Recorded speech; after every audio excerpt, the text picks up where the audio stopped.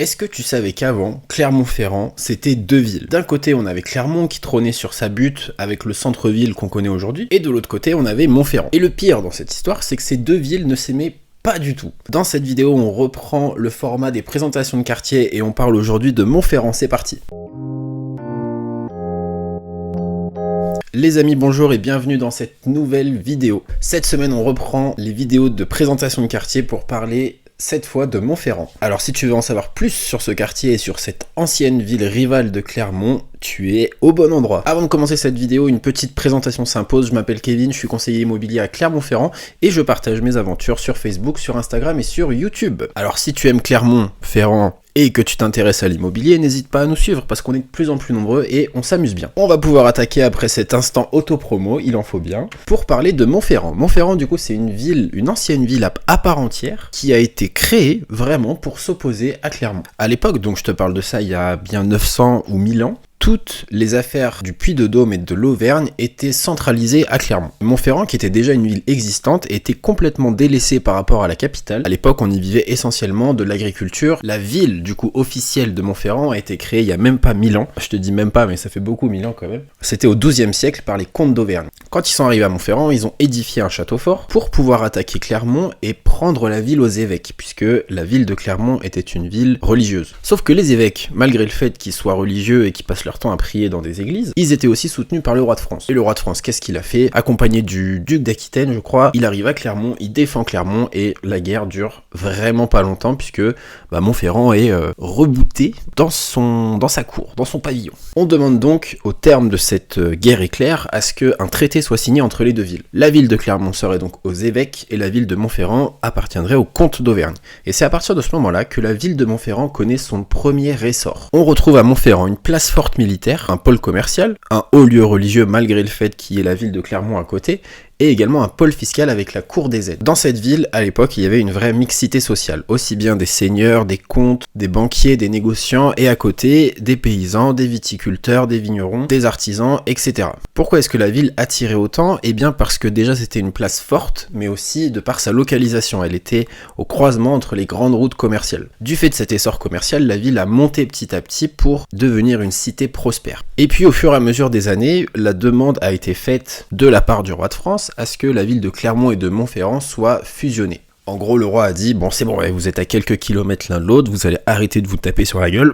Je demande donc, en tant que roi de France, à ce qu'il y ait une seule et même ville de Clermont-Ferrand. Alors cette transformation, elle s'est faite en plusieurs fois. La cour des aides, donc le fameux pôle fiscal, a été transféré à Clermont. Ensuite, le pôle religieux, les comtes et les barons se sont mis à s'exiler vers Clermont. Et au fur et à mesure, Montferrand est obligé de se replier sur ses activités traditionnelles, à savoir l'agriculture et la viticulture. Et pendant longtemps, la cité de Montferrand s'appauvrit au profit de Clermont, et ça dure pendant quasiment 2 siècles. Et de par cette mise de côté, la ville de Montferrand a été complètement délaissée et n'a pas subi, au même titre que Clermont, toutes les évolutions architecturales et d'urbanisation de sa ville. En gros, des années 1700 à 1900, la ville de Clermont, elle, s'est urbanisée et s'est modernisée, en bien ou en mal, c'est à chacun d'en juger. Par contre, la ville de Montferrand, elle, n'a absolument pas bougé. Et c'est donc en 1962 qu'une loi classa le quartier de Montferrand en tant que secteur sauvegardé. Ça veut dire que l'architecture et le patrimoine qu'il y a à Montferrand devaient être conservé et restauré, ce qui a été un des axes de la municipalité de Clermont-Ferrand au cours de ces années-là. Et c'est encore le cas aujourd'hui.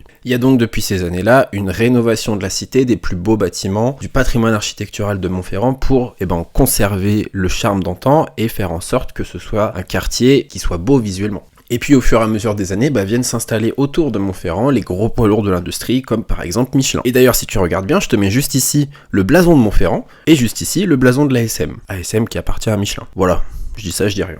On va finir cette présentation de Montferrand par une explication de l'urbanisme du quartier. Le schéma urbain de Montferrand, il repose sur 2 axes. Un premier axe nord-sud qui va de la rue des Cordeliers jusqu'à la rue Jules Guesde, donc c'est vraiment un axe vertical, et un deuxième axe est-ouest qui va du coup de la place Marcel Semba jusqu'à la place de la Rodade. Et en fait, ces 2 axes délimitent à leur extrémité, les portes de l'ancienne cité médiévale de Montferrand. Comme on le disait tout à l'heure, il y a une vraie mixité dans la population de Montferrand. Et cette mixité, elle se ressent aussi sur l'architecture du quartier. Parce qu'on a aussi bien des bâtiments typiques Renaissance, avec l'utilisation de la pierre de Volvic, une utilisation très fine, aussi bien sur les façades, sur les portes, etc. Avec des belles boutiques qui sont tout aligné, enfin ce qu'on aimait dans la Renaissance. Mais on a aussi d'un autre côté les cuvages, les granges, tous les bâtiments qui étaient destinés aux paysans et aux agriculteurs de l'époque. Bon, on va pas se le cacher, ceux qui habitent Clermont-Ferrand et encore plus ceux qui habitent Montferrand le savent, c'est que le quartier a été très longtemps délaissé et oublié. Et c'est donc dans les projets d'urbanisation de la ville de Clermont-Ferrand que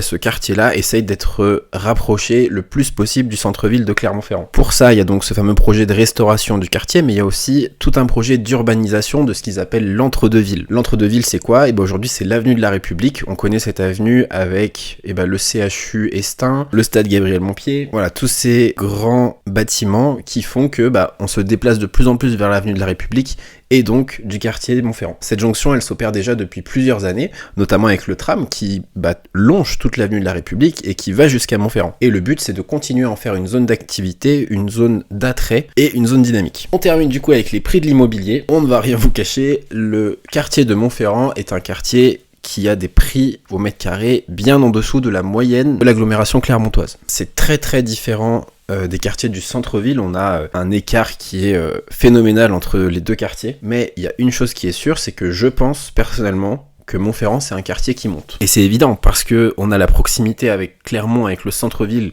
qui se fait de plus en plus rapidement. On a le charme de l'ancien, on a tout un programme de rénovation de ce quartier-là. De par son accessibilité, de par les commerces Montferrand, je pense que ce sera un quartier qui va évoluer en bien dans les prochaines années. J'espère que cette vidéo de présentation vous a plu, ça me fait plaisir de reprendre ce format, j'espère que vous aussi. Si c'est le cas, n'hésitez pas à liker, à commenter et à partager.